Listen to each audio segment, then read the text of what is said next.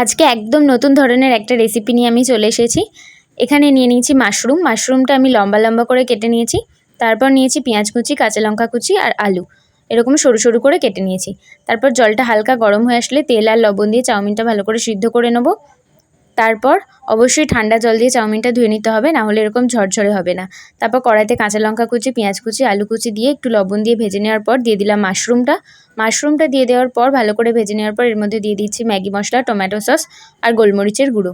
এগুলো ভালো করে ভেজে নেওয়ার পর এর মধ্যে দিয়ে দেবো সিদ্ধ করে রাখা ঝরঝরে চাউমিন।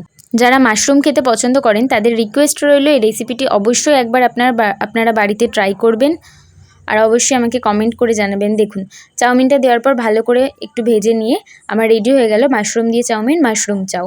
সত্যি বলছি অসাধারণ লাগে খেতে।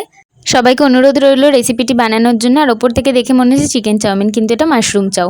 আমার পাশে থাকার জন্য ধন্যবাদ।